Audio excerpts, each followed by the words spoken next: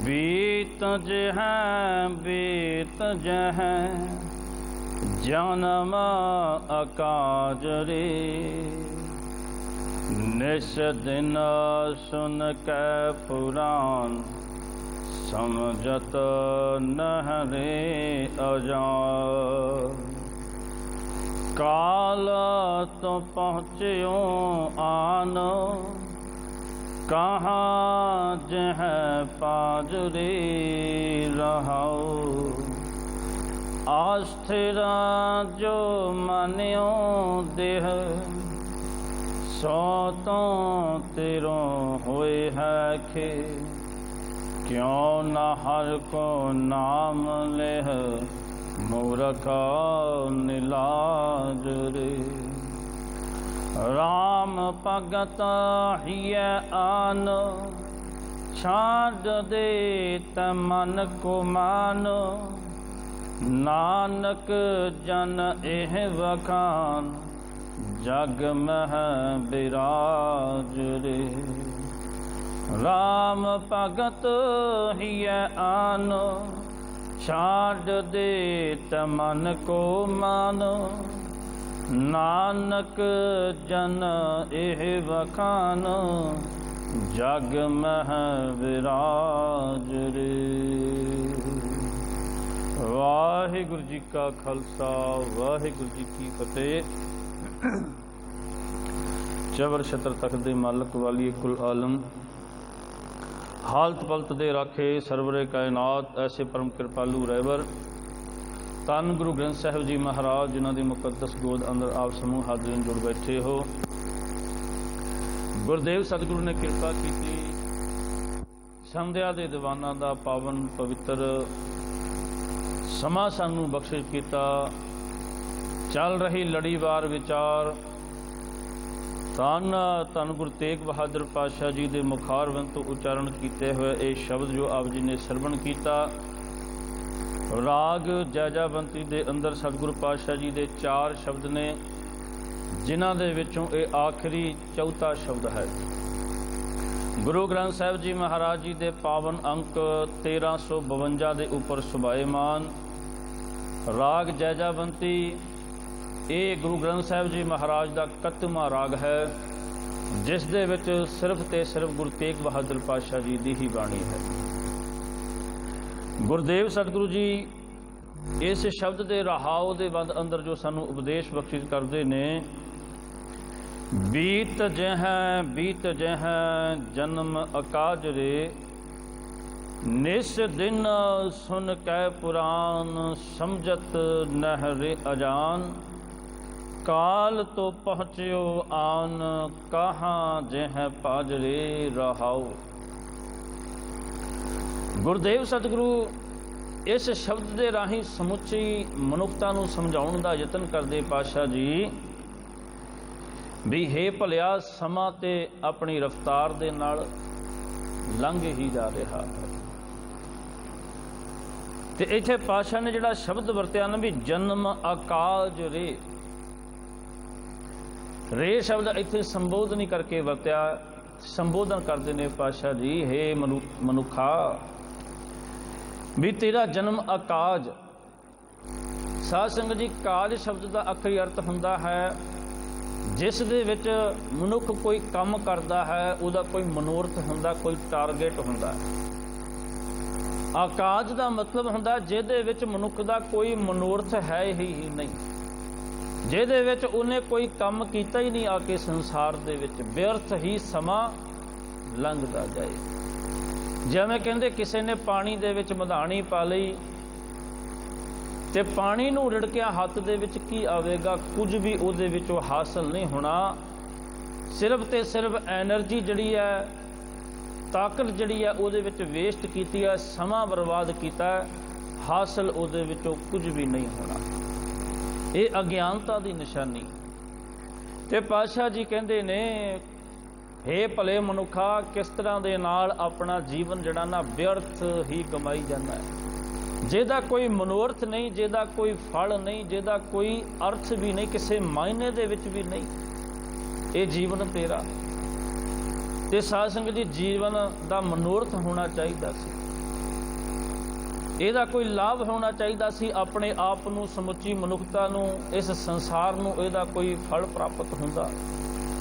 ਜਿਸ ਕਾਇਨਾਤ ਨੂੰ ਅਕਾਲ ਪੁਰਖ ਨੇ ਸਿਰਜਿਆ ਹੈ, ਜਿਸ ਬਗੀਚੇ ਨੂੰ ਉਹਨੇ ਬਣਾਇਆ, ਜਿਹੜੇ ਫੁੱਲ ਬੂਟੇ ਉਹਨੇ ਸਜਾਏ, ਤੁਸੀਂ ਉਹਨੂੰ ਮਾਲੀ ਬਣ ਕੇ ਥੋੜ੍ਹਾ ਪਾਣੀ 'ਤੇ ਪਾਉਂਦੇ, ਉਹਦੀ ਗੋਡੀ 'ਤੇ ਕਰਦੇ, ਉਹਦੀ ਨਰਾਈ 'ਤੇ ਕਰਦੇ, ਉਹਨੂੰ ਥੋੜ੍ਹਾ ਬਹੁਤ 'ਤੇ ਸਜਾਉਂਦੇ। ਤੁਸੀਂ ਤੁਹਾਡਾ ਕੋਈ ਯੋਗਦਾਨ ਨਹੀਂ ਸੰਸਾਰ ਦੇ ਵਿੱਚ ਨਹੀਂ ਰਿਹਾ। ਤੇ ਪਾਤਸ਼ਾਹ ਜੀ ਕਹਿੰਦੇ ਨੇ ਵੀ ਜਿਸ ਤਰ੍ਹਾਂ ਦੇ ਨਾਲ ਇੱਕ ਕਿਸਾਨ ਫਸਲ ਬੀਜਦਾ ਹੈ, ਫਸਲ ਬੀਜਣ ਦਾ ਉਹਦਾ ਕੋਈ ਨਾ ਕੋਈ ਮਨੋਰਥ ਹੁੰਦਾ, ਉਹਦੇ ਤੋਂ ਉਹਨੇ ਲਾਭ ਖੱਟਣਾ ਹੁੰਦਾ। ਜਿਹੜੀ ਫਸਲ ਉਹ ਬੀਜਦਾ ਹੈ, ਉਹ ਆਪਣੇ ਘਰਾਂ ਦੇ ਵਿੱਚ ਮੱਝੀਆਂ ਗਾਵਾਂ ਨੂੰ ਡੇਅਰੀ ਫਾਰਮ ਖੋਲ੍ਹ ਕੇ ਉਹਨਾਂ ਨੂੰ ਦੇਖਭਾਲ ਕਰਦਾ, ਉਹਨਾਂ ਨੂੰ ਚਾਰਾ ਦਿੰਦਾ ਹੈ, ਨਲਾਉਂਦਾ ਤੇ ਧਵਾਉਂਦਾ। ਬਦਲੇ ਵਿੱਚ ਉਹਨਾਂ ਤੋਂ ਉਹ ਦੁੱਧ ਚਾਹੁੰਦਾ ਵੀ ਇਹਨਾਂ ਤੋਂ ਮੈਨੂੰ ਦੁੱਧ ਪ੍ਰਾਪਤ ਹੋਵੇ।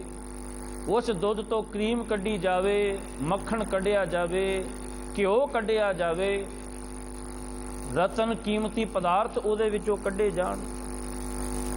ਤੇ ਸਾਧ ਸੰਗਤ ਜੀ, ਜਿਸ ਕੰਮ ਨੂੰ ਕੀਤਿਆਂ ਕੋਈ ਪ੍ਰਾਪਤੀ ਹੋਵੇ ਹੀ ਨਾ, ਉਹਦੇ ਵਿੱਚੋਂ ਕੋਈ ਫਾਇਦਾ, ਕੁਛ ਨਫਾ ਨਾ ਪ੍ਰਾਪਤ ਹੋਵੇ, ਉਹ ਮਨੁੱਖ, ਉਹ ਕੀਤਾ ਹੋਇਆ ਕੰਮ ਮਨੁੱਖ ਦੇ ਵਾਸਤੇ ਵਿਅਰਥ ਹੋ ਜਾਂਦਾ, ਬਿਓਝ ਬਣ ਜਾਂਦਾ ਉਹਦੀ ਜ਼ਿੰਦਗੀ ਦੇ ਵਿੱਚ।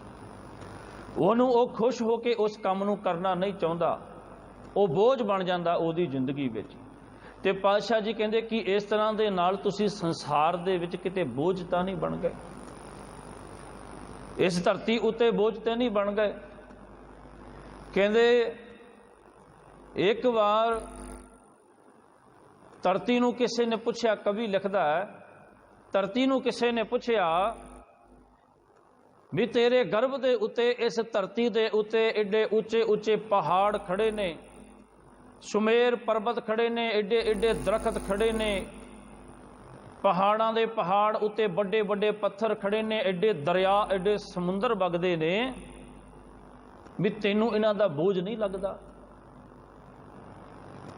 ਵੀ ਤੂੰ ਇਹਨਾਂ ਦੇ ਬੋਝ ਦੇ ਨਾਲ ਪਰੇਸ਼ਾਨ ਨਹੀਂ ਹੁੰਦੀ, ਵੀ ਇੰਨਾ ਕੁਝ ਤੂੰ ਚੱਕੀ ਫਿਰਦੀਆਂ ਆਪਣੇ ਉੱਪਰ।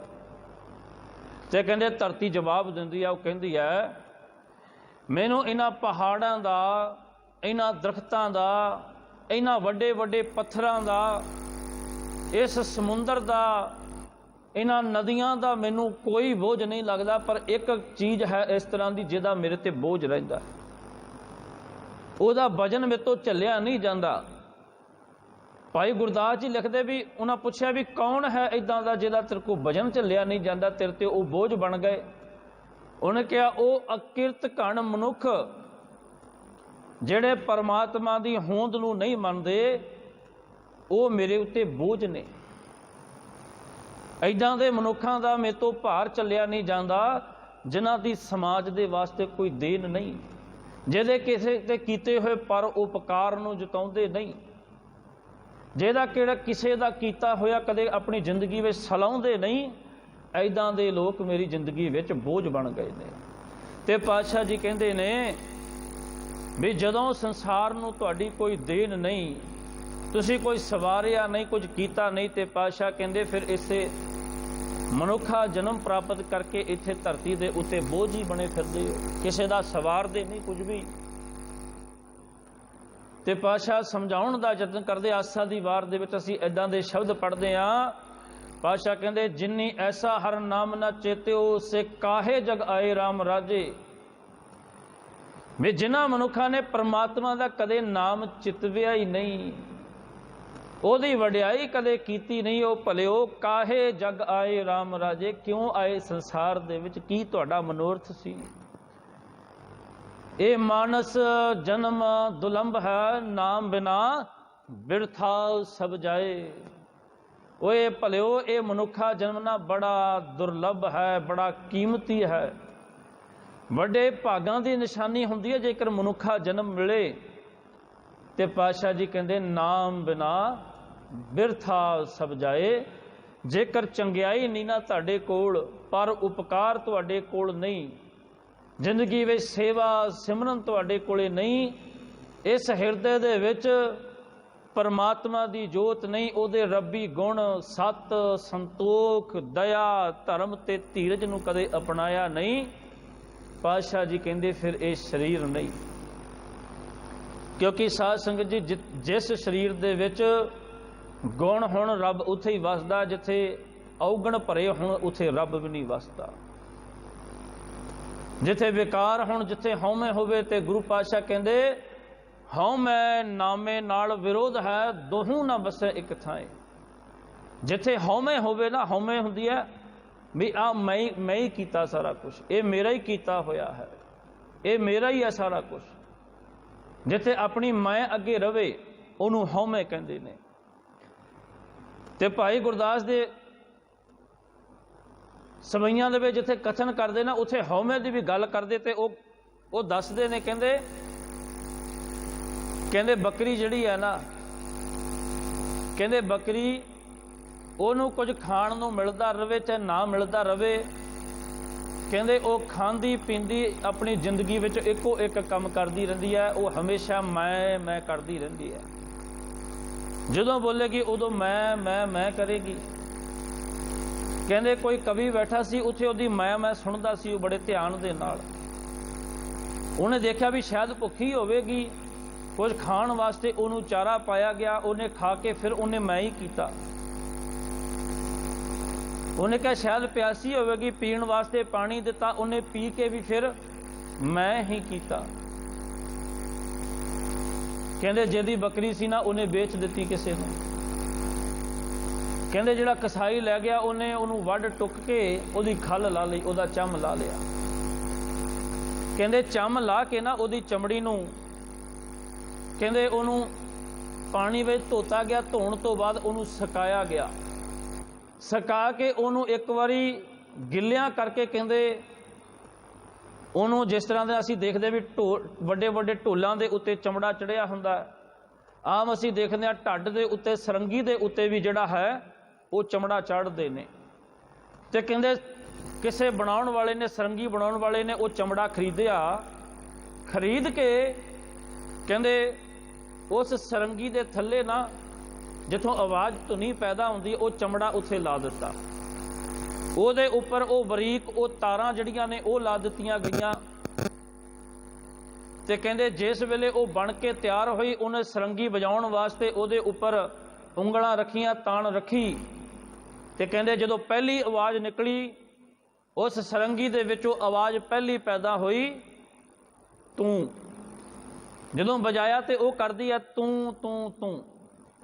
तो वह विद्वान लिखदा कहंदा भी जदों सारी उम्र करना सी ना तू तू भी परमात्मा मेरा कुछ भी नहीं, जो कुछ भी कीता तेरा ही है, मेरा मुझ में कुछ नहीं, जो कुछ है सो तेरा। भी सतगुरु पातशाह जी साडा ते कुछ भी नहीं, असीं संसार विच कुछ लैके भी नहीं आए ना कुछ लैके जाना है। इत्थे आके मल्ला मार लईआं, इत्थे आके कब्जे कर ले, इत्थे आके असीं धनाड़ बन गए, इत्थे राजे महाराजे बन गए, दब दब के इत्थे बैठ गए। तो क्या साडा शायद सारी उम्र उन्होंने अपना समझते रहे ते जिदन गए उदन फिर खाली। ते ओ कवि लिखदा कहंदा भी कहना जदों तू तू करना सी परमात्मा दा शुकराना करना सी, हर चीज़ विच परमात्मा नूं कहना सी भी तू दिता तेरा कीता है, मेरे अंदर भी तू ही वसदा है। ते साध संगत जी जदों तू तू करिए ना फिर कहंदे तू तू करता तू हुआ मुझ में रहा ना हूं, जब आपा पर का मिट गया जत देखूं तत तू। जब आपा पर का मिट गया, अपना ते पराया मेर तेर खत्म हो गई ना, हौमे विचों खत्म हो गई, आ तू है ते आ मैं, ये खत्म हो गया ना।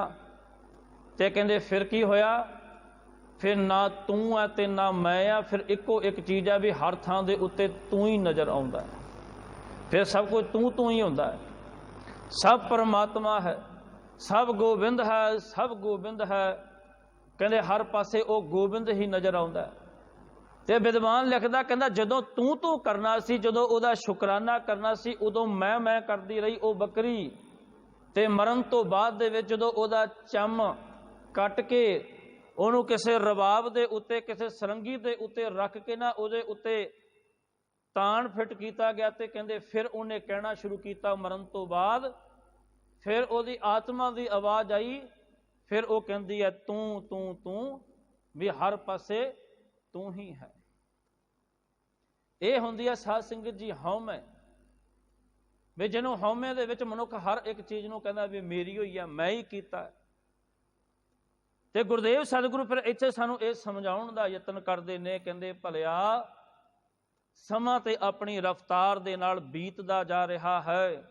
ਉਹ ਭਲੇ ਮਨੁੱਖ ਨੇ ਸੰਸਾਰ ਵਿੱਚ ਆਏ ਜਿਨ੍ਹਾਂ ਨੇ ਉਹਦੀ ਬੰਦਗੀ, ਉਹਦੀ ਇਬਾਦਤ ਕੀਤੀ, ਉਹਦਾ ਨਾਮ ਜਪਿਆ, ਆਪਣਾ ਮਨੁੱਖਾ ਜਨਮ ਜਿਨ੍ਹਾਂ ਨੇ ਸਫਲਾ ਕਰ ਲਿਆ।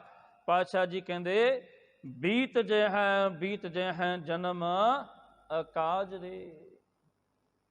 ਓਏ ਭਲਿਆ ਤੇਰਾ ਇਹ ਜਨਮ ਜਿਹੜਾ ਨਾ ਵਿਅਰਥ, ਕਿਸੇ ਮਾਇਨੇ ਦੇ ਵਿੱਚ ਨਹੀਂ, ਇਹਦਾ ਕੋਈ ਲਾਭ ਨਹੀਂ, ਕੋਈ ਮਨੋਰਥ ਨਹੀਂ, ਇਹ ਵਿਅਰਥ ਹੀ ਬੀਤਦਾ ਜਾ ਰਿਹਾ ਹੈ। ਤੂੰ ਤੇ ਧਰਤੀ ਦੇ ਉੱਤੇ ਬੋਝ ਬਣ ਕੇ ਜ਼ਿੰਦਗੀ ਜਿਉਂਦਾ ਰਿਹਾ।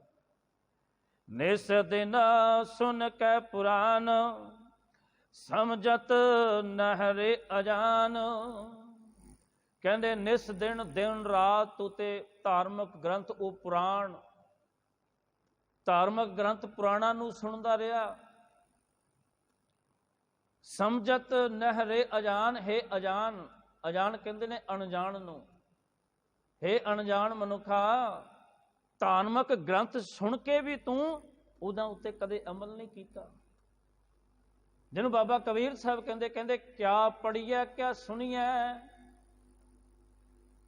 ਕਿਆ ਪੜੀਐ ਕਿਆ ਸੁਣੀਐ, ਕਿਆ ਪੜੀਐ ਕਿਆ ਗੁਣੀਐ, ਕਿਆ ਵੇਦ ਪੁਰਾਨਾ ਸੁਣੀਐ। ਕਹਿੰਦੇ ਵੀ ਉਹਨਾਂ ਧਾਰਮਿਕ ਗ੍ਰੰਥਾਂ ਨੂੰ, ਧਾਰਮਿਕ ਪੋਥੀਆਂ ਨੂੰ ਪੜ੍ਹਨ ਦਾ, ਸੁਣਨ ਦਾ, ਗੁਣਨ ਦਾ ਉਹਨਾਂ ਨੂੰ ਜ਼ਿੰਦਗੀ ਵਿੱਚ ਸਾਡਾ ਕੀ ਲਾਭ ਹੈ, ਜਦੋਂ ਉਹਨਾਂ ਤੋਂ ਕੁਝ ਗੁਣਿਆਂ ਦਾ ਭਾਵ ਹੈ ਵੀ ਉਹਨਾਂ ਤੋਂ ਕੁਝ ਪ੍ਰਾਪਤ ਹੀ ਨਹੀਂ ਕੀਤਾ, ਕੋਈ ਗੁਣ ਪ੍ਰਾਪਤ ਹੀ ਨਹੀਂ ਕੀਤੇ। ਕਿਸੇ ਨੇ ਕਿਤਾਬ ਪੜ੍ਹੀ, ਕਿਤਾਬ ਪੜ੍ਹ ਕੇ ਜਦੋਂ ਇਮਤਿਹਾਨ ਹੋਇਆ, ਪਰਚਾ ਪਾਉਣਾ ਹੋਇਆ, ਤੇ ਉਹਦੇ ਵਿੱਚ ਉਹਨੇ ਲਿਖਿਆ ਹੀ ਕੁਝ ਨਹੀਂ, ਤੇ ਕਿਤਾਬਾਂ ਉਹਨੇ ਪੜ੍ਹ ਢੇਰ ਲਾ ਦਿੱਤੇ, ਤੇ ਪਾਸ ਤੇ ਉਹ ਹੋਇਆ ਹੀ ਨਾ ਇਮਤਿਹਾਨ ਦੇ ਵਿੱਚ। ਇਹਨੂੰ ਪਾਤਸ਼ਾਹ ਕਹਿੰਦੇ ਨੇ ਵੀ ਪੜ੍ਹਨ ਸੁਣਨ ਦਾ ਕੀ ਲਾਭ ਹੋਇਆ।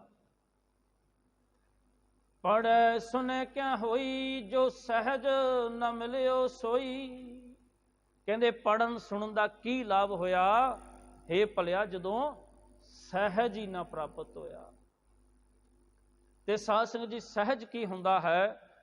ਕਿਸੇ ਵੀ ਧਾਰਮਿਕ ਗ੍ਰੰਥ ਨੂੰ, ਪੁਰਾਣਾ ਦੀ ਇੱਥੇ ਗੱਲ ਚੱਲੀ, ਧਾਰਮਿਕ ਪੋਥੀਆਂ ਨੂੰ ਪੜ੍ਹਨਾ, ਵੇਦਾਂ ਨੂੰ ਪੜ੍ਹਨਾ, ਪੁਰਾਣਾਂ ਨੂੰ ਪੜ੍ਹਨਾ, ਸਿਮਰਤੀਆਂ ਨੂੰ ਪੜ੍ਹਨਾ, ਸ਼ਾਸਤਰਾਂ ਨੂੰ ਪੜ੍ਹਨਾ, ਤੁਰੇਤ, ਅੰਜੀਲ ਇਤਿਆਦਿ ਗ੍ਰੰਥਾਂ ਨੂੰ ਪੜ੍ਹਨਾ, ਇਹਨਾਂ ਨੂੰ ਪੜ੍ਹਨ ਦਾ ਜ਼ਿੰਦਗੀ ਵਿੱਚ ਕੀ ਲਾਭ ਹੈ? ਵੀ ਇਹਨਾਂ ਤੋਂ ਅਸੀਂ ਆਪਣੀ ਅਮਲੀ ਜ਼ਿੰਦਗੀ ਦੇ ਵਿੱਚ ਕੋਈ ਸਿੱਖਿਆ ਪ੍ਰਾਪਤ ਕਰੀਏ, ਕੋਈ ਗੁਣ ਪ੍ਰਾਪਤ ਕਰੀਏ। ਇਹਨਾਂ ਤੋਂ, ਇਹਨਾਂ ਦੇ ਵਿੱਚੋਂ ਸਾਨੂੰ ਜ਼ਿੰਦਗੀ ਦੇ ਮਨੋਰਥ ਵਾਸਤੇ ਕੁਝ ਤੇ ਚੰਗਾ ਪ੍ਰਾਪਤ ਹੋਵੇ।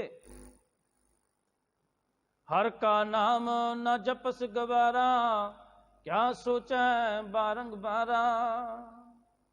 ਕਹਿੰਦੇ ਪਰਮਾਤਮਾ ਦਾ ਨਾਮ ਤੂੰ ਹੈ ਗਵਾਰ ਮਨੁੱਖਾ, ਤੂੰ ਕਦੇ ਜਪਿਆ ਨਹੀਂ। ਇੱਥੇ ਅਜਾਣ ਕਿਹਾ ਨਾ, ਅਣਜਾਣ, ਵੀ ਜਿਹਨੂੰ ਕੁਝ ਪਤਾ ਹੀ ਨਹੀਂ। ਕਿਉਂਕਿ ਸਾਧ ਸੰਗਤ ਜੀ ਕਿਉਂ ਨਹੀਂ ਪਤਾ? ਨਿਸ ਦਿਨ, ਜਿਹਨੇ ਦਿਨ ਰਾਤ ਪੁਰਾਣਾਂ ਨੂੰ, ਪੋਥੀਆਂ ਨੂੰ ਵਾਚਿਆ ਹੋਵੇ, ਸੁਣਿਆ ਹੋਵੇ, ਪਰ ਗੁਣ ਇੱਕ ਵੀ ਉਹਦੇ ਕੋਲ ਨਹੀਂ ਆਇਆ। ਅਮਲੀ ਜ਼ਿੰਦਗੀ ਦੇ ਵਿੱਚ ਉਹਨੇ ਕੋਈ ਵੀ ਗੁਣ, ਕੋਈ ਅਮਲ ਦੀ ਗੱਲ ਉਹਨੇ ਧਾਰਨ ਨਹੀਂ ਕੀਤੀ। ਤੇ ਪਾਤਸ਼ਾਹ ਜੀ ਕਹਿੰਦੇ ਨੇ ਆਪਣਾ ਸਮਾਂ ਵਿਅਰਥ ਹੀ ਗਵਾਈ ਜਾ ਰਿਹਾ ਹਾਂ। ਹੈ ਭਲਿਆ ਕਾਲ ਤੋਂ ਪਹੁੰਚਿਓ ਆਨ, ਕਹਾਂ ਜੇ ਹੈ ਪਾਂਜਰੇ। ਕਹਿੰਦੇ ਮੌਤ ਦਾ ਸਮਾਂ ਜਿਹੜਾ ਨਾ, ਜਿੱਦਾਂ ਜਿੱਦਾਂ ਸਮਾਂ ਬੀਤਦਾ ਜਾਂਦਾ ਹੈ, ਉਹ ਮੌਤ ਤੇ ਨਜ਼ਦੀਕ ਆ ਰਹੀ ਹੈ। ਅਸਲ ਦੇ ਵਿੱਚ ਸਾਧ ਸੰਗਤ ਜੀ ਜਨਮ ਤੋਂ ਯਾਤਰਾ ਜਿਹੜੀ ਸ਼ੁਰੂ ਹੁੰਦੀ ਹੈ ਨਾ, ਮੌਤ ਵਾਸਤੇ ਸ਼ੁਰੂ ਹੁੰਦੀ ਹੈ। ਮਨੁੱਖ ਕਿਸੇ ਮਨੋਰਥ ਤੇ ਪਹੁੰਚੇ ਨਾ ਪਹੁੰਚੇ, ਕਿਸੇ ਮੰਜ਼ਿਲ ਤੇ ਪਹੁੰਚੇ ਨਾ ਪਹੁੰਚੇ, ਪਰ ਮੌਤ ਦੇ ਕੋਲ ਉਹਨੇ ਇੱਕ ਦਿਨ ਜ਼ਰੂਰ ਪਹੁੰਚ ਜਾਣਾ ਹੁੰਦਾ। ਇਹ ਯਾਤਰਾ ਜਿਸ ਪਾਸੇ ਲਈ ਆਰੰਭ ਹੁੰਦੀ ਹੈ ਨਾ, ਉੱਥੇ ਜ਼ਰੂਰ ਪਹੁੰਚ ਜਾਣਾ ਹੁੰਦਾ ਉਹਨੇ। ਕਹਿੰਦੇ ਵੀ ਇੱਕ ਗੁਰੂ ਦੇ ਕੋਲੇ ਨਾ ਇੱਕ ਚੇਲਾ, ਉਹ ਜਾ ਕੇ ਸ਼ਾਗਿਰਦ ਜਿਹੜਾ ਆਪਣੇ ਉਸਤਾਦ ਨੂੰ ਕਹਿੰਦਾ ਵੀ ਮੈਨੂੰ ਰਾਤ ਨਾ ਇੱਕ ਸੁਪਨਾ ਆਇਆ, ਸੁਪਨੇ ਵਿੱਚ ਮੈਂ ਦੇਖਿਆ ਵੀ ਮੇਰੀ ਮੌਤ ਮੇਰੇ ਨਜ਼ਦੀਕ ਆ ਗਈ, ਮੇਰੀ ਮੌਤ ਨੇ ਆ ਕੇ ਮੈਨੂੰ ਜਗਾਇਆ। ਉਹਨੇ ਕਿਹਾ ਉੱਠ ਖਲੋ, ਮੈਂ ਆ ਗਈ। ਤੇ ਮੈਂ ਆਪਣੀ ਮੌਤ ਤੋਂ ਘਬਰਾ ਗਿਆ, ਡਰ ਗਿਆ। ਮੈਂ ਸੋਚਿਆ ਮੈਂ ਜ਼ਿੰਦਗੀ ਵਿੱਚ ਹਲੇ ਤੇ ਕੁਝ ਕੀਤਾ ਹੀ ਨਹੀਂ, ਹਲੇ ਤੇ ਮੈਂ ਸ਼ਾਗਿਰਦ ਬਣਿਆ, ਹਲੇ ਤੇ ਗੁਰੂ ਵੀ ਨਹੀਂ ਬਣਿਆ, ਹਲੇ ਤੇ ਜ਼ਿੰਦਗੀ ਵਿੱਚ ਬੜਾ ਕੁਝ ਪ੍ਰਾਪਤ ਕਰਨਾ ਹੈ, ਕੁਝ ਪ੍ਰਾਪਤ ਕੀਤਾ ਹੀ ਨਹੀਂ ਤੇ ਮੌਤ ਆ ਵੀ ਗਈ। ਇਹ ਵਾਰਤਾ ਉਹਨੇ ਸਾਰਾ ਜਿਹੜਾ ਨਾ ਆਪਣੇ ਉਸਤਾਦ ਨੂੰ ਸੁਣਾਇਆ। ਉਹ ਕਹਿੰਦਾ ਮੈਂ ਕੀ ਕਰਾਂ? ਉਹਨੇ ਇੱਕੋ ਗੱਲ ਕਹੀ, ਉਹ ਕਹਿੰਦਾ ਇਸ ਤਰ੍ਹਾਂ ਕਰ, ਜਿੰਨਾ ਭੱਜ ਸਕਦਾ ਓਨਾ ਭੱਜ ਲਾ। ਉਹਨੇ ਦੂਜੀ ਗੱਲ ਨਹੀਂ ਸੁਣੀ, ਇੰਨਾ ਸੁਣਿਆ ਵੀ ਜਿੰਨਾ ਭੱਜ ਸਕਦਾ। ਉਹਨੇ ਘੋੜਾ ਫੜਿਆ, ਘੋੜੇ ਤੇ ਸਵਾਰ ਹੋਇਆ, ਉਹਨੇ ਭੱਜਣਾ ਸ਼ੁਰੂ ਕਰ ਦਿੱਤਾ, ਘੋੜਾ ਦੌੜਾਇਆ।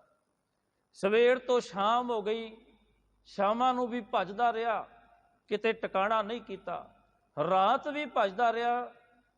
ਹੁਣ ਕਹਿੰਦੇ ਘੋੜਾ ਵੀ ਥੱਕ ਗਿਆ, ਖੁਦ ਨੂੰ ਵੀ ਨੀਂਦ ਆਉਂਦੀ ਹੈ, ਤੇ ਸਾਹਮਣੇ ਦੇਖਿਆ ਬੀਆਬਾਨ ਇਲਾਕੇ ਵਿੱਚ ਇੱਕ ਦਰਖਤ ਹੈ।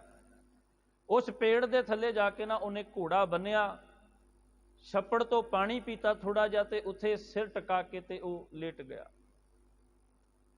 ਕਹਿੰਦੇ ਜਿਸ ਵੇਲੇ ਲੇਟਿਆ ਨਾ, ਕਹਿੰਦੇ ਫਿਰ ਜਿਹੜਾ ਸੁਪਨੇ ਵਿੱਚ ਤੱਕਿਆ ਸੀ ਨਾ, ਮੌਤ ਤੱਕੀ ਸੀ ਜਿਹੜੀ, ਕਹਿੰਦੇ ਉਹਨੇ ਫਿਰ ਜਦੋਂ ਨੀਂਦ ਥੋੜੀ ਜਿਹੀ ਅੱਖ ਲੱਗੀ ਤੇ ਉਹਨੇ ਜਗਾਇਆ। ਤੇ ਉਹਨੇ ਕਿਹਾ ਮੈਂ ਤੈਨੂੰ ਹਲੇ ਰਾਤ ਇਹ ਗੱਲ ਕਹੀ ਸੀ ਵੀ ਮੈਂ ਤੈਨੂੰ ਲੈਣ ਆਈ ਆ ਤੇ ਦੇਰੀ ਨਾ ਕਰੀ, ਤੇ ਕਹਿੰਦੇ ਤੂੰ ਰਾਤ ਲੰਘਣ ਵੀ ਨਹੀਂ ਦਿੱਤੀ, ਤੂੰ ਘੋੜਾ ਚੱਕਿਆ ਤੇ ਇੰਨਾ ਦੌੜਿਆ, ਜਿਹੜਾ ਤੇਰਾ ਸਮਾਂ ਨਿਯਤ ਕੀਤਾ ਸੀ ਨਾ, ਤੇਰੇ ਘਰ ਤੋਂ ਕੋਹਾਂ ਦੂਰ ਵੀ ਤੇਰੀ ਮੌਤ ਆਉਣੀ ਆ, ਇਸ ਪੇੜ ਥੱਲੇ ਤੂੰ ਰਤਾ ਜਿੰਨਾ ਵਿਲੰਬ ਨਹੀਂ ਕੀਤਾ, ਦੇਰੀ ਨਹੀਂ ਕੀਤੀ, ਸਾਰਾ ਦਿਨ ਭੱਜਦਾ ਰਿਹਾ, ਰਾਤ ਭੱਜਦਾ ਰਿਹਾ, ਤੇ ਹੁਣ ਆਪਣੀ ਮੌਤ ਦੇ ਨਜ਼ਦੀਕ ਆ ਗਿਆ। ਇੱਥੇ ਤੇਰਾ ਮੇਰਾ ਮਿਲਾਪ ਹੋਣਾ ਸੀ, ਤੂੰ ਆਪਣੀ ਮੰਜ਼ਿਲ ਤੇ ਪਹੁੰਚ ਗਿਆ। ਤੇ ਉਸ ਵੇਲੇ ਉਹਦੇ ਮਨ ਦੇ ਵਿੱਚ ਇਹ ਗੱਲ ਆਉਂਦੀ ਹੈ, ਮੈਂ ਆਪਣੇ ਉਸਤਾਦ ਨੂੰ ਪੁੱਛਿਆ ਸੀ ਵੀ ਮੇਰੀ ਮੌਤ ਨਜ਼ਦੀਕ ਆਈ ਹੈ, ਤੇ ਉਹਨੇ ਕਿਹਾ ਵੀ ਭੱਜ ਲਾ। ਫਿਰ ਉਹ ਸੋਚਦਾ ਵੀ ਉਸਤਾਦ ਮੇਰਾ ਗੁਰੂ ਜਿਹੜਾ ਹੈ, ਉਹ ਆਪਣੇ ਸ਼ਾਗਿਰਦ ਨੂੰ ਕਦੇ ਸਿੱਖਿਆ ਗਲਤ ਨਹੀਂ ਦਿੰਦਾ। ਉਹਨੇ ਅਸਲ ਸਿੱਖਿਆ ਦਿੱਤੀ ਵੀ ਮਿੱਤਰਾ, ਜਿੰਨਾ ਭੱਜ ਹੁੰਦਾ ਮੌਤ ਤੋਂ ਭੱਜ ਲਾ, ਮੌਤ ਤੇਰੇ ਨਾਲ ਹੀ ਹੈ, ਦੂਰ ਨਹੀਂ ਕਿਤੇ। ਸਾਧ ਸੰਗਤ ਜੀ, ਮੌਤ ਤੋਂ ਕੌਣ ਭੱਜ ਸਕਦਾ ਜ਼ਿੰਦਗੀ ਵਿੱਚ? ਸਾਡੀ ਯਾਤਰਾ ਮੌਤ ਵਾਸਤੇ ਆਰੰਭ ਹੁੰਦੀ ਹੈ। ਜਿੱਦਣ ਜਨਮ ਹੁੰਦਾ ਨਾ, ਉਦਣ ਤੋਂ ਇਹ ਯਾਤਰਾ ਆਰੰਭ ਹੁੰਦੀ ਹੈ। ਜਿਸ ਥਾਂ ਦੇ ਉੱਤੇ ਮਨੁੱਖ ਨੇ ਪਹੁੰਚ ਹੀ ਜਾਣਾ, ਤੇ ਇਹ ਸਮਾਂ ਹੁੰਦਾ ਨਿਯਤ ਕੀਤਾ ਹੋਇਆ, ਜਿਸ ਸਮੇਂ ਦੇ ਵਿੱਚ ਅਸੀਂ ਕੁਝ ਨਾ ਕੁਝ ਪ੍ਰਾਪਤ ਕਰਨਾ ਹੁੰਦਾ, ਕਿਸੇ ਮਨੋਰਥ ਤੇ ਕਿਸੇ ਟਾਰਗੇਟ ਤੇ ਪਹੁੰਚਣਾ ਹੁੰਦਾ ਹੈ। ਤੇ ਪਾਤਸ਼ਾਹ ਕਹਿੰਦੇ, ਹੇ ਭਲਿਆ, ਕਾਲ ਤੋਂ ਪਹੁੰਚੋ ਆਨ, ਕਹਾਂ ਜੇ ਹੈ ਪਾਜਰੇ। ਮਨੁੱਖਾ, ਮੌਤ ਤੋਂ ਭੱਜ ਕੇ ਕਿੱਥੇ ਜਾਏਗਾ? ਦੁਨੀਆ ਵਿੱਚ ਮੌਤ ਤੋਂ ਕੋਈ ਭੱਜਿਆ? ਸਾਧ ਸੰਗਤ ਜੀ, ਮੌਤ ਤੋਂ ਕੋਈ ਨਹੀਂ ਬਚ ਸਕਿਆ ਸੰਸਾਰ ਦੇ ਵਿੱਚ। ਅਟਲ ਸੱਚਾਈ ਹੈ। ਅਸਥਿਰ ਜੋ ਮਾਨਿਓ ਦੇਹ, ਸੋ ਤੋਂ ਤੇਰਿਓ ਹੋਏ ਹੈ ਖੇਹ। ਕਹਿੰਦੇ ਜਿਸ ਸਰੀਰ ਨੂੰ ਤੂੰ ਸੱਚਾ ਮੰਨਦਾ ਨਾ, ਅਸਥਿਰ ਕਹਿੰਦੇ ਸਦਾ ਕਾਇਮ, ਸਦਾ ਟਿਕਣ ਵਾਲੀ, ਸਥਿਰ ਰਹਿਣ ਵਾਲੀ। ਤੇ ਪਾਤਸ਼ਾਹ ਜੀ ਕਹਿੰਦੇ ਜਿਸ ਦੇਹੀ ਨੂੰ ਤੂੰ ਸਦਾ ਕਾਇਮ ਰਹਿਣ ਵਾਲੀ, ਟਿਕਣ ਵਾਲੀ ਮੰਨਦਾ ਨਾ, ਉਹ ਤੇ ਖੇ ਹੋ ਜਾਵੇਗੀ, ਮਿੱਟੀ ਹੋ ਜਾਵੇਗੀ। ਤੇ ਸਾਧ ਸੰਗਤ ਜੀ, ਅਸਲ ਦੇ ਵਿੱਚ ਇਹ ਸਰੀਰ ਹੀ ਹੈ ਮਨੁੱਖ ਦਾ, ਜਿਹੜਾ ਮਨੁੱਖ ਦਾ ਸਾਥ ਨਹੀਂ ਨਿਭਾਉਂਦਾ। ਜੇਕਰ ਮਨੁੱਖ ਦਾ ਸਰੀਰ ਉਹਦਾ ਸਾਥ ਨਿਭਾ ਦੇਵੇ ਨਾ ਕਿਤੇ ਜ਼ਿੰਦਗੀ ਦੇ ਵਿੱਚ, ਤੇ ਕਦੇ ਮੌਤ ਨੂੰ ਗਲੇ ਲਾਉਣ ਨੂੰ ਜੀ ਨਹੀਂ ਕਰਦਾ, ਮਰਨ ਨੂੰ ਜੀ ਕਿਸੇ ਦਾ ਨਹੀਂ ਕਰਦਾ। ਤੇ ਅਸਲ ਦੇ ਵਿੱਚ ਸਰੀਰ ਨਿਰਬਲ ਹੋ ਜਾਂਦਾ ਹੈ, ਦੁਬਲਾ ਹੋ ਜਾਂਦਾ ਹੈ, ਰੋਗਾਂ ਦੇ ਵਿੱਚ ਗ੍ਰਸਿਆ ਜਾਂਦਾ ਹੈ। ਜਦੋਂ ਵੀ ਮੌਤ ਕਰੀਬ ਆਉਂਦੀ ਹੈ ਨਾ, ਇਹ ਸਰੀਰ ਹੀ ਸਾਥ ਛੱਡ ਜਾਂਦਾ ਹੈ। ਬੜਾ ਇਹਨੂੰ ਪਾਲਦੇ, ਬੜਾ ਇਹਨੂੰ ਸਾਂਭਦੇ, ਬੜੀ ਇਹਦੀ ਸੇਵਾ ਕਰਦੇ, ਬੜੀਆਂ ਇਹਦੀਆਂ ਦਵਾਈ ਦਾਰੂ ਕਰਦੇ, ਫਿਰ ਵੀ ਸਾਧ ਸੰਗਤ ਜੀ ਇਹ ਸਾਥ ਛੱਡ ਦਿੰਦਾ। ਕਿਉਂ? ਕਿਉਂਕਿ ਇਹ ਸਦਾ ਟਿਕਣ ਵਾਲਾ ਨਹੀਂ, ਇਹ ਨਾਸ਼ਵਾਨ ਹੈ। ਤੇ ਪਾਤਸ਼ਾਹ ਕਹਿੰਦੇ, ਕਿਉਂ ਨਾ ਹਰ ਕੋ ਨਾਮ ਲੇਹ, ਮੂਰਖ ਨਿਲਾਜ ਰੇ। ਨਿਰਲਾਜ ਕਹਿੰਦੇ ਨੇ ਬੇਸ਼ਰਮ ਨੂੰ, ਜਿਹਨੂੰ ਸ਼ਰਮ ਨਾ ਆਵੇ, ਜਿਹਨੂੰ ਕੋਈ ਸ਼ਰਮ ਹਯਾ ਨਾ ਹੋਵੇ ਜਿਹਦੀ ਜ਼ਿੰਦਗੀ ਵਿੱਚ। ਕਿਉਂਕਿ ਸਾਧ ਸੰਗਤ ਜੀ, ਜਿਸ ਕਾਰਜ ਵਾਸਤੇ ਬਾਰ-ਬਾਰ ਚਿਤਾਇਆ ਜਾਵੇ, ਦੱਸਿਆ ਜਾਵੇ, ਮਨੁੱਖ ਉਹਨੂੰ ਮੰਨੇ ਹੀ ਨਾ। ਹੁਣ ਦੇਖੋ ਵੀ ਜਿਹੜੀ ਚੰਗਿਆਈ ਹੈ ਨਾ, ਕਿੰਨੇ ਸਕੂਲ, ਯੂਨੀਵਰਸਿਟੀ, ਕਾਲਜ, ਵਿਦਿਆਲੇ ਹਰ ਇੱਕ ਥਾਂ ਦੇ ਉੱਤੇ ਚੰਗਿਆਈ ਦੱਸੀ ਜਾਂਦੀ ਹੈ, ਨੈਤਿਕ ਗੁਣ ਦੱਸੇ ਜਾਂਦੇ ਨੇ, ਮੋਰੈਲਿਟੀ ਜਿਹੜੀ ਆ ਉਹ ਦੱਸੀ ਜਾਂਦੀ ਹੈ, ਥਾਂ ਥਾਂ ਦੇ ਉੱਤੇ ਲਿਖੀ ਵੀ ਹੋਈ ਹੈ, ਚੰਗੇ ਗੁਣ ਹੀ ਦੱਸੀ ਜਾਂਦੇ ਨੇ। ਹਰ ਇੱਕ ਧਰਮ ਜਿਹੜਾ ਹੈ ਉਹਦੇ ਵਿੱਚ 30% ਜਿਹੜੇ ਨੇ ਉਹ ਨੈਤਿਕ ਗੁਣ ਇਦਾਂ ਦੇ ਨੇ ਜਿਹੜੇ ਆਪਸ ਦੇ ਵਿੱਚ ਧਰਮਾਂ ਦੇ ਵਿੱਚ ਸਮਾਨਤਾ ਰੱਖਦੇ ਨੇ। ਸਾਡੇ ਸਿੱਖ ਧਰਮ ਦੇ ਵਿੱਚ ਹੋਰ ਧਰਮਾਂ ਦੇ ਨਾਲ 30% ਇਦਾਂ ਦਾ ਫਲਸਫਾ ਹੈ ਜਿਹੜਾ ਸਮਾਨਤਾ ਰੱਖਦਾ ਹੈ, ਜਿਹੜਾ ਸਮਾਜ ਦੇ ਵਿੱਚ ਵਿਸ਼ਵ ਸ਼ਾਂਤੀ ਦੀ ਗੱਲ ਕਰਦਾ ਹੈ, ਜਿਹੜਾ ਇੱਕ ਅਕਾਲ ਪੁਰਖ ਦੀ ਗੱਲ ਕਰਦਾ, ਇੱਕ ਦੇਵੀ ਸ਼ਕਤੀ ਦੀ ਗੱਲ ਕਰਦਾ ਹੈ, ਏਕ ਨੂਰ ਤੇ ਸਭ ਜਗ ਉਪਜਿਆ ਕੌਣ ਭਲੇ ਕੋ ਮੰਦੇ, ਇਹ ਵਿਚਾਰਧਾਰਾ ਸਾਨੂੰ ਦਿੰਦਾ ਹੈ, ਇਹ ਨੈਤਿਕਤਾ ਹੈ। ਜੇ ਕਹਿੰਦੇ ਵੀ ਹਰ ਥਾਂ ਦੇ ਉੱਤੇ ਚੰਗਿਆਈ ਵਾਸਤੇ ਪ੍ਰੇਰਿਆ ਜਾਂਦਾ, ਫਿਰ ਵੀ ਮਨੁੱਖ ਮਾੜੇ ਪਾਸੇ ਤੁਰਦਾ ਹੈ, ਚੋਰ ਚੋਰੀ ਕਰਦਾ ਹੈ, ਅਪਰਾਧੀ ਅਪਰਾਧ ਕਰਦਾ ਹੈ, ਝੂਠਾ ਝੂਠ ਬੋਲਦਾ, ਗੁਨਾਹਗਾਰ ਵਾਰ-ਵਾਰ ਗੁਨਾਹ ਕਰਦਾ। ਅਸਲ ਵਿੱਚ ਇਹ ਸਿੱਖਿਆ ਕਿਸ ਸਕੂਲ ਕਿਸ ਕਾਲਜ ਦੇ ਵਿੱਚ ਦਿੱਤੀ ਜਾਂਦੀ, ਕਿਹੜਾ ਗੁਰੂ ਹੈ ਇਹ ਸਿੱਖਿਆ ਦਿੰਦਾ। ਇਸ ਕਰਕੇ ਪਾਤਸ਼ਾਹ ਜੀ ਨੇ ਕਿਹਾ ਨਿਰਲਾਜ ਬੇਸ਼ਰਮ, ਵੀ ਜਿਸ ਕੰਮ ਨੂੰ ਕਰਨ ਵਾਸਤੇ ਬਾਰ-ਬਾਰ ਕਿਹਾ ਜਾਵੇ ਤੂੰ ਉਹਨੂੰ ਨਹੀਂ ਕਰਦਾ ਤੇ ਫਿਰ ਬੇਸ਼ਰਮੀ ਕਿਹਾ ਜਾਵੇਗਾ, ਵੀ ਸ਼ਰਮ ਹਯਾ ਕੋਈ ਹੈ ਹੀ ਨਹੀਂ, ਵੀ ਭਲਾ ਕੰਮ ਕਰਦਾ ਹੀ ਨਹੀਂ। ਇਸ ਕਰਕੇ ਪਾਤਸ਼ਾਹ ਸੰਬੋਧਨੀ ਕਰਦੇ ਨੇ, ਕਿਉਂ ਨਾ ਹਰ ਕੋ ਨਾਮ ਲੈ ਮੂਰਖ ਨਿਲਾਜ ਰੇ, ਹੈ ਨਿਰਲਜ ਮਨੁੱਖਾ ਕਿਉਂ ਪਰਮਾਤਮਾ ਦੀ ਬੰਦਗੀ ਨਹੀਂ ਕਰਦਾ। ਰਾਮ ਭਗਤ ਹੀਏ ਆਨ ਛਾਂਟ ਦੇ ਤੈ ਮਨ ਕੋ ਮਾਨ, ਆਪਣੇ ਹਿਰਦੇ ਦੇ ਵਿੱਚ ਰਾਮ ਦੀ ਭਗਤੀ, ਉਹਦੀ ਬੰਦਗੀ, ਸੱਚੇ ਪਰਮਾਤਮਾ ਨੂੰ, ਰੱਬੀ ਦੇਵੀ ਗੁਣਾਂ ਨੂੰ ਇੱਥੇ ਆਪਣੇ ਹਿਰਦੇ ਦੇ ਵਿੱਚ ਵਸਾ। ਛਾਂਟ ਦੇ ਤਾਂ ਮਨ ਕੋ ਮਾਨ, ਆਪਣਾ ਮਾਨ ਜਿਹੜਾ ਨਾ ਉਹ ਤਿਆਗ ਦੇ। ਤੇ ਗੁਰਦੇਵ ਸਤਿਗੁਰੂ ਗੁਰੂ ਤੇਗ ਬਹਾਦਰ ਪਾਤਸ਼ਾਹ ਤੇ ਆਪਣੀ ਬਾਣੀ ਵਿੱਚ ਸਾਧ ਸੰਗਤ ਜੀ ਉਪਦੇਸ਼ ਹੀ ਇਹ ਕਰਦੇ ਨੇ। ਸਤਿਗੁਰੂ ਪਾਤਸ਼ਾਹ ਕਹਿੰਦੇ ਸਾਧੋ ਮਨ ਕਾ ਮਾਨ ਤਿਆਗੋ, ਹੇ ਭਲਿਓ ਆਪਣਾ ਮਨ ਦਾ ਮਾਣ ਤਿਆਗੋ। ਇਹ ਮਾਣ, ਇਹ ਅਹੰਕਾਰ ਜਿਹੜਾ ਨਾ, ਧਨ ਸੰਪਤੀ ਪਦਾਰਥਾਂ ਦਾ, ਪਰਿਵਾਰ ਦਾ, ਜਿਸ ਚੀਜ਼ ਦਾ ਵੀ ਤੁਸੀਂ ਮਾਣ ਕਰੀ ਫਿਰਦੇ ਹੋ ਨਾ, ਪਾਤਸ਼ਾਹ ਕਹਿੰਦੇ ਇਹ ਮਾਣ ਤਿਆਗ ਦੇ।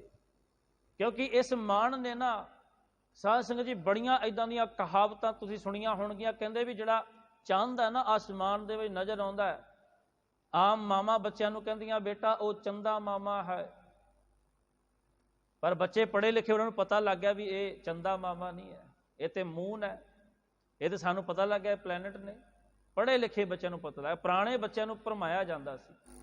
ਤੇ ਕਹਿੰਦੇ ਵਿਦਵਾਨ, ਕਹਿੰਦੇ ਸਿਆਣੇ ਲੋਕ ਕਹਿੰਦੇ ਵੀ ਜਿਹੜਾ ਚੰਦ ਹੈ ਨਾ ਉਹਨੂੰ ਵੀ ਦਾਗ ਲੱਗਿਆ ਹੋਇਆ ਹੈ।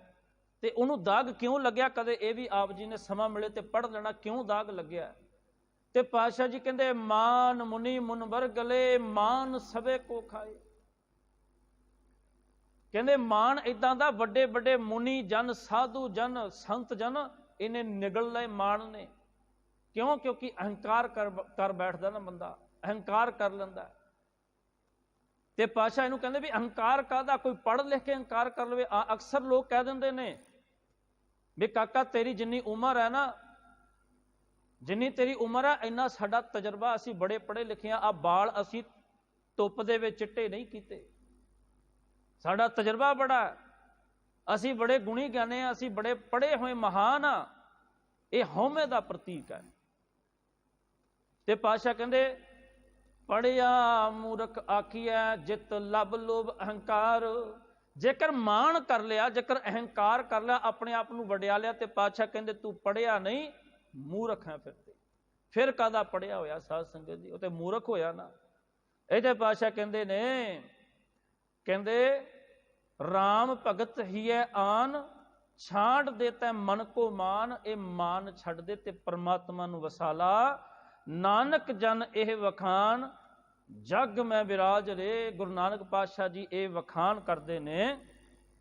ਸਤਿਗੁਰੂ ਪਾਤਸ਼ਾਹ ਜੀ ਗੁਰੂ ਨਾਨਕ ਜਨ ਇਹ ਬੇਨਤੀ ਕਰਦੇ। ਸਤਿਗੁਰੂ ਪਾਤਸ਼ਾਹ ਫਰਮਾਉਂਦੇ ਨੇ, ਕਹਿੰਦੇ ਇਹ ਵਖਾਨ ਜਗ ਮੈਂ ਵਿਰਾਜ ਰੇ। ਵਿਰਾਜ ਦਾ ਅਖਰੀ ਅਰਥ ਹੁੰਦਾ ਹੈ ਰੌਸ਼ਨ ਹੋਣਾ, ਪ੍ਰਸਿੱਧ ਹੋਣਾ ਸਮਾਜ ਦੇ ਵਿੱਚ। ਪਾਤਸ਼ਾਹ ਕਹਿੰਦੇ ਸੰਸਾਰ ਵਿੱਚ ਕੋਈ ਏਦਾਂ ਦੇ ਕੰਮ ਕਰ, ਕੋਈ ਚੰਗੇ ਭਲੇ ਕੰਮ ਕਰ, ਕਿਸੇ ਲੋਕਾਂ ਦਾ ਕੋਈ ਭਲਾ ਕਾਰਜ ਸਵਾਰ, ਵਿਗੜਿਆ ਹੋਇਆ ਸਵਾਰ, ਡਿੱਗਿਆ ਹੋਇਆਂ ਨੂੰ ਕਿਤੇ ਚੁੱਕ, ਕਿਸੇ ਦਾ ਸਹਾਰਾ ਬਣ, ਕਿਸੇ ਦਾ ਜ਼ਿੰਦਗੀ ਵਿੱਚ ਕਿਸੇ ਨੂੰ